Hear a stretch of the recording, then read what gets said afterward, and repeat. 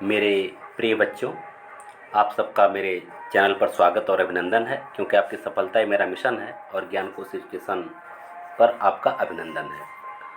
और अगर इस चैनल पर अध्यापक बंधु या प्रधानाचार्य बंधु इस वीडियो को देख रहे हैं तो आपको सादर अभिनंदन, सादर स्वागत और सादर नमन, क्योंकि आप सब मिलकर ही हमें इतना उत्साहित कर रहे हैं और इतना आगे बढ़ा रहे हैं कि हमें कुछ बच्चों के लिए कुछ करने का एक प्रेरणा मिल रहा है। ठीक है ना।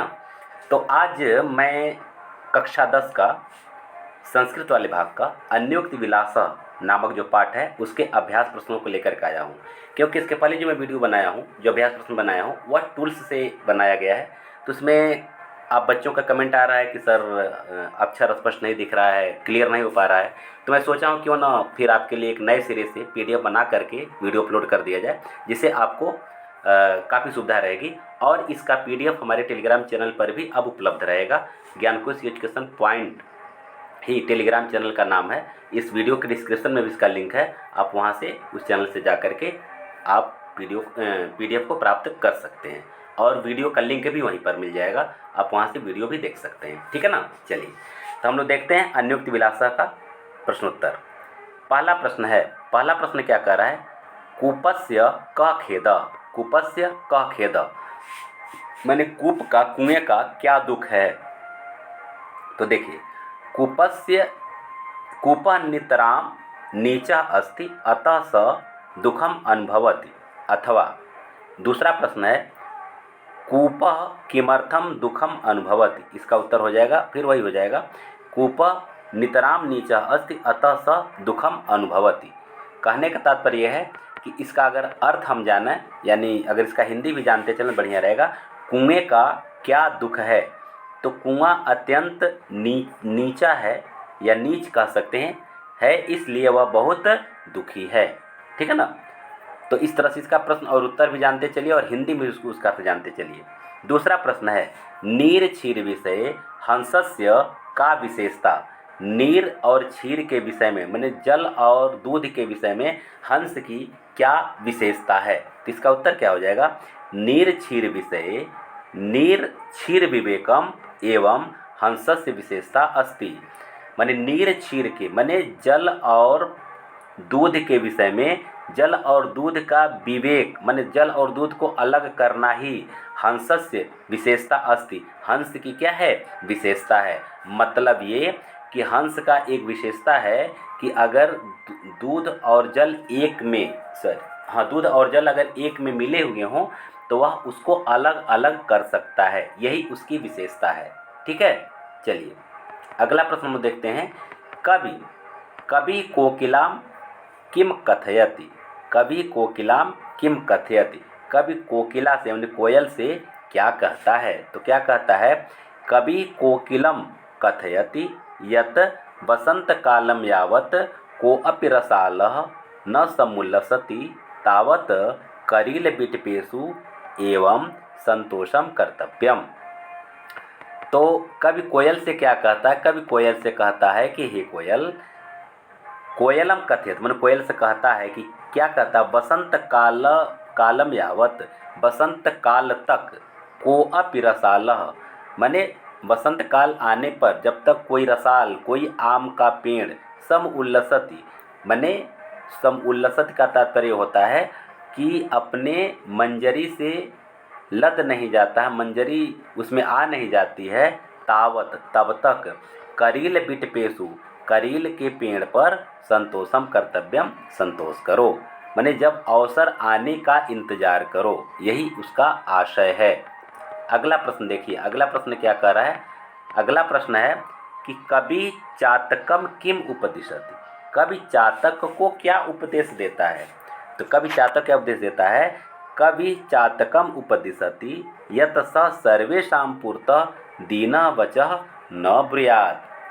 कहता है, यानी इसका अर्थ होगा कि कवि चातक से उपदेश देता है कि स सर्वेषां पुरतः, कि वह सभी लोगों के सामने, दीनम वचः न ब्रूयात्, दीन वचन न बोलो, मने दुख न प्रकट कर, मने एक तरह से दीनता न प्रकट करो, मने अपनी दरिद्रता या अपनी गरीबी या अपनी कमजोरी न प्रदर्शित करो हर किसी के सामने, ठीक है ना।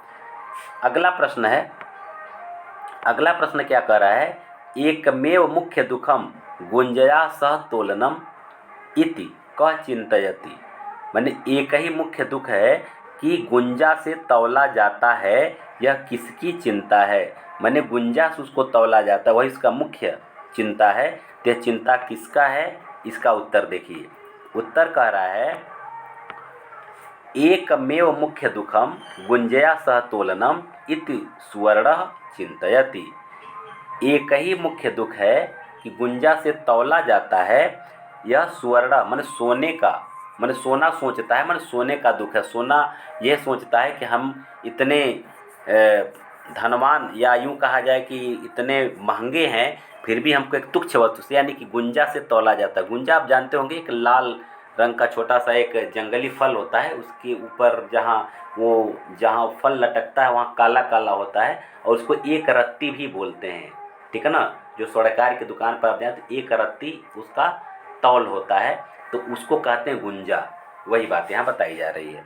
तो उसको यह दुख है, गुंजे का कोई मोल नहीं है, लेकिन फिर भी सोना कहता है कि मैं इतना महंगा हूँ, फिर भी हमें एक तुच्छ वस्तु से तुलना किया जाता है, मतलब तौला जाता है, ठीक है। चलिए, गजा काम उज्जहार, हाथी किसे उखाड़ दिया। उज्जहार, हाथी किसे उखाड़ दिया, ठीक है ना।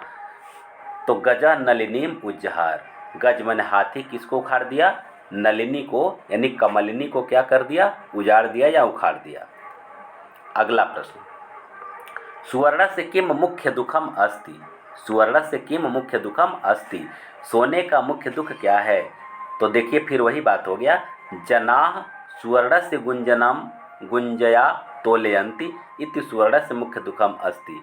लोग सोने को गुंजा से तौलते हैं, यह सोने का मुख्य दुख है। इसका हिंदी अर्थ ये होगा, ठीक है।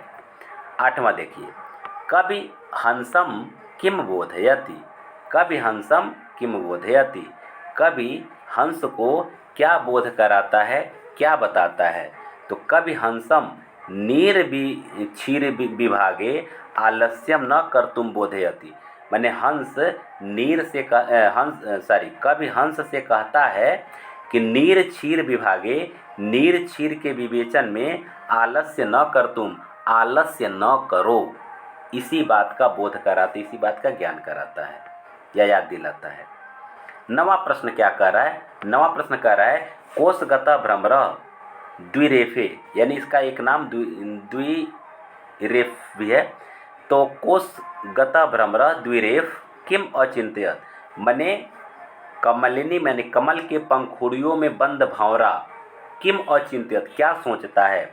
तो कोशगत भ्रमर, कोश में बंद भंवरा यानी कमल के पंखुड़ी में बंद भंवरा, अचिंत्यत सोचता है कि क्या सोचता है, रात्रि गमिष्यति, रात चली जाएगी या बीत जाएगी, सुप्रभातम भविष्यति, सुप्रभात होगा, अच्छा सवेरा होगा, सूर्यम उदेश्यति, सूर्य उगेगा, और कमलम विकस्यति, और कमल विकसित होगा। ये भंवरा सोच रहा है, ठीक है ना। अगला प्रश्न नंबर 10, 10 क्या कह रहा है, कस्या कोशगते भ्रमरः आसीत्, किसके कोशगत में भंवरा था, किसके कमल की, किसके पंखुड़ी में भंवरा बंद था, कोशगत में बंद था। तो कमलस्य कोशगते, कमल के कोशगत में माने कमल की पंखुड़ियों में भंवरा क्या था, बंद था। भ्रमरे चिंतयति गजः किम अकरोत्, भ्रमर अभी चिंतन कर रहा है, सोच रहा है, तभी हाथी ने क्या कर दिया। तो उत्तर क्या होगा, भ्रमरे चिंतयति गजन नलिनीम उज्जहार, भ्रमर के सोचते समय मन भ्रमर सोचता है, तभी हाथी नलिनी को नलिनी को यानी कमलिनी को क्या करता है, उखाड़ लेता है तालाब से, ठीक है ना। अब आइए कुछ व्याकरण बोध के प्रश्न हैं, इसको भी देख लिया जाए। तो मेरे प्रिय बच्चों, आप जैसा कि जानते हैं कि यह टेलीग्राम चैनल आपके पूरे हिंदी विषय का समस्त भागों का पाठ्यक्रम, जो पाठ्यक्रम है उसका पूरा का पूरा कंप्लीट तैयारी यहाँ करवाया जाता है। पुराना वीडियो पड़ा हुआ है प्लेलिस्ट में, आप वहाँ से पुराना वीडियो, लेक्चर वीडियो यानी पाठ का वीडियो आप वहाँ से देख सकते हैं। यहाँ मैं आपके 2024 का जो परीक्षा का पैटर्न है उसी पैटर्न के आधार पर जो प्रश्नोत्तर है उस प्रश्नोत्तर को PDF के द्वारा पढ़ा करके अपलोड कर दे रहा हूँ, जिससे आपको सुविधा मिले, आप PDF भी प्राप्त कर सकें, वीडियो भी देख सकें। ठीक है ना। तो चैनल को अगर आप नए तो सब्सक्राइब कर लीजिए कंप्लीट तैयारी करने के लिए। और जब समय आएगा लास्ट में तो मैं 2024 का जो महत्वपूर्ण प्रश्न है परीक्षा में आने वाले उन प्रश्नों को हल कराएंगे। पिछले साल के प्रश्नोत्तर जो क्वेश्चन पेपर उसको भी हल कराया जाएगा, और किस तरह से आप परीक्षा लिखें, परीक्षा में क्या लिखें जिससे बेहतर नंबर मिल सके, इन सब सारी चीज़ों पर भी चर्चा की जाएगी। हैंड राइटिंग कैसे सुधारें, किस तरह से लिखें कि आपका एग्जामिनर प्रभावित होगा और आपको बेहतर नंबर देगा, ये सब सारी चीज़ें बताई जाएंगी। इसलिए चैनल को सब्सक्राइब कर लीजिए, और अगर आप पहले से सब्सक्राइब कर रखे हैं तो अपने दोस्तों तक वीडियो पहुंचाइए, शेयर कीजिए और लाइक भी करिए। चलिए व्याकरण बोध देख लिया जाए। गुणग्रहीता करील बिटपेश पदों में समास विग्रह करना है। अब ये आपको बताना है, समास विग्रह करना है। गुणग्रहीता, गुणस्य ग्रहीता तत्पुरुष समास है। करील बिटपेश, करीला से बिटपेश तत्पुरुष समास है। ठीक है ना। ये दोनों जो है क्या है, तत्पुरुष समास हैं और समास विग्रह के साथ। चलिए प्रश्न नंबर 2 देख लिया जाए। नैतादृशा एवं अन्योक्ति में संधि विच्छेद का नाम लिखिए। संधि का नाम लिखिए, संधि विच्छेद करके संधि का नाम लिखना है आपको। नैतादृशा, तो नैतादृशा का होगा न एतादृशा, न धन एता दृशा, इसमें क्या है, वृद्धि संधि है। अन्योक्ति में क्या है, अन्य धन उक्ति, अन्य धन उक्ति, अन्योक्ति, इसमें क्या है, गुण संधि है। गुण स्वर संधि कह सकते हैं, गुण संधि कह सकते हैं। ठीक है। आइए प्रश्न नंबर 3 हम लोग देख लेते हैं क्या कह रहा है। अस्मि, यानी कि अस्मि असि गमिष्यति में पुरुष वचन और लकार बताना है। किसमें किसमें, अस्मि असि गमिष्यति में पुरुष लकार और वचन। तो देखिए अस्मि क्या है, अस्मि उत्तम पुरुष एक वचन लट लकार है। असि मध्यम पुरुष एक वचन लट लकार है। और गमिष्यति क्या है, प्रथम पुरुष एक वचन लृट लकार है, माने भविष्य काल है। ठीक है ना। तो इस तरह से आपका अन्युक्त विलासन नामक पाठ कंप्लीट हुआ। इसके बाद हम लोग अगला पाठ जल्दी ही पढ़ेंगे। इसी तरह से PDF के साथ आपको मिलता रहेगा। टेलीग्राम चैनल से PDF ले लेंगे और वहाँ से लिंक भी आप प्राप्त कर सकते हैं, वीडियो भी देख सकते हैं। ठीक है ना। और अगर आपको इस चैप्टर को पढ़ना है आसान अर्थ के साथ तो प्लेलिस्ट में जाइए, वहाँ कक्षा 10 काव्य संकलन यानी काव्य भाग का वीडियो सिस्टमेटिक ढंग से, यानी कि 1 2 3 4 हर एक पाठ का अपलोड कर दिया गया सीरियल से, आप वहाँ से इसको पढ़ सकते हैं। चलिए पढ़िए, स्वस्थ रहिए, मस्त रहिए, तैयारी करते रहिए। आप सबको बहुत बहुत धन्यवाद।